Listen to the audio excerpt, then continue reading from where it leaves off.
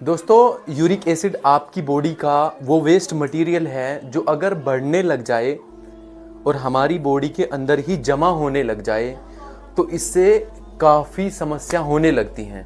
और जब आपकी बॉडी के अंदर यूरिक एसिड बढ़ने लगता है तो आपको लक्षण दिखाई देने लगते हैं, लेकिन कुछ लोगों को नासमझी या अज्ञानता की वजह से वो लक्षण को समझ नहीं पाते और ऐसे ही धीरे धीरे चलते चलते उनके अंदर काफ़ी सारी प्रॉब्लम्स क्रिएट हो जाती हैं। तो आज हम इस वीडियो के माध्यम से आपको बताने वाले हैं उन सभी लक्षणों के बारे में जो कि यूरिक एसिड के बढ़ने से होते हैं, जो कि आपको जानना और समझना बहुत ही ज़रूरी है।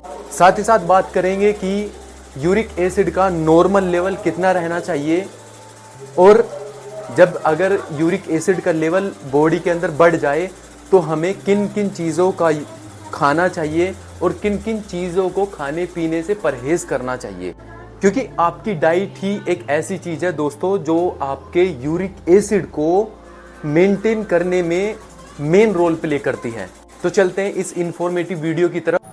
दोस्तों, यूरिक एसिड इंक्रीज होने की वजह से सबसे जो कॉमन लक्षण है वो है आपको जॉइंट्स पेन होने लगेगा, आपके जोड़ों में दर्द होने लगेगा, स्पेशली पाँव के अंगूठे में, टखने में, घुटनों में और हाथ पाँव के जॉइंट्स में। और हम इसको नाम देते हैं गाउट का, मतलब गठिया का दर्द का नाम देते हैं हम इसको।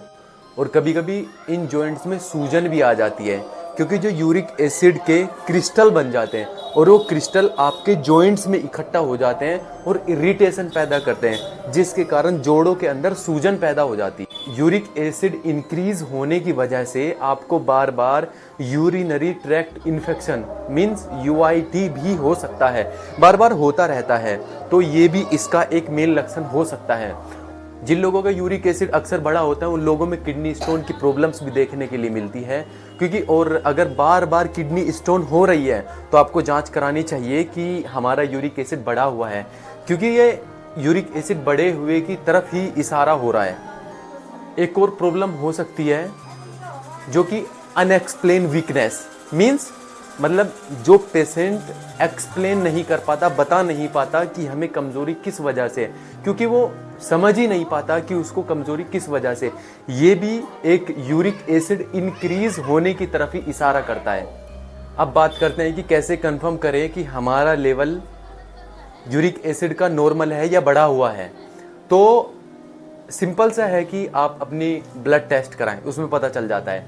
तो अब क्या पता चलता है कि नॉर्मल मेल का, मर्द का यूरिक एसिड का लेवल 3.4 से 7 के बीच में होता है और फीमेल का, लेडीज़ का 2.5 से लेकर 6 के बीच तक होता है। तो अब ये बात खत्म हुई। अब इसके आगे बात करते हैं कि हमें क्या क्या चीज़ें खानी चाहिए अगर हमारा यूरिक एसिड का लेवल बढ़ा हुआ है तो, और क्या किन किन चीज़ों का परहेज करना चाहिए अगर यूरिक एसिड का लेवल बढ़ा हुआ है। तो बात करते हैं किन किन चीज़ों को खाना चाहिए। तो सबसे पहले आपको वो चीज़ें खानी चाहिए जिन चीज़ों में ज़्यादा मात्रा में फाइबर्स हों, मतलब ओट्स, जेई, और आपको खाना चाहिए दलिया और बीन्स खानी चाहिए, क्योंकि इन चीज़ों में ज़्यादा मात्रा में फाइबर्स होते हैं जो कि आपके ब्लड में से यूरिक एसिड को फिल्टर करने में हेल्प करते हैं। ये सभी चीज़ें, पानी ज़्यादा से ज़्यादा पिएं और फ्रूट्स ज़्यादा खाएं और हरी सब्जियों का ज़्यादा सेवन करें। ये हुई आपको यूरिक एसिड को कम करने की नेचुरल चीज़ें। अब बात करते हैं किन चीज़ों का परहेज करना चाहिए यूरिक एसिड बढ़े हुए पेशेंट्स को। तो बाहर के खाने बिल्कुल परहेज करना चाहिए, बाहर के खाने को बिल्कुल अवॉइड करना चाहिए और रेड मीट, मांस को बिल्कुल अवॉइड करना चाहिए। फिश, अंडा, मांस, मछली, सब चीज़ों को अवॉइड करना चाहिए और आपको दालें भी नहीं खानी चाहिए। अगर आप इन सभी चीज़ों को खाएंगे तो इनमें होता क्या है, प्यूरिन्स ज़्यादा मात्रा में होता है। तो जब हमारी बॉडी में प्यूरिन्स जाएगा तो वो यूरिक एसिड को बढ़ाने में सबसे मेन रोल प्ले करता है, इसलिए इन सभी चीज़ों को अवॉइड करें। तो दोस्तों, आपको इस वीडियो को देखने के बाद कुछ चीज़ें मालूम हो गई होगी। अगर आपको हमारी ये वीडियो अच्छी लगी है या कुछ भी पॉइंट आपको पसंद आया है तो इस वीडियो को लाइक करें, और अगर आप चैनल पर न्यू हैं तो चैनल को सब्सक्राइब करें। Thank you.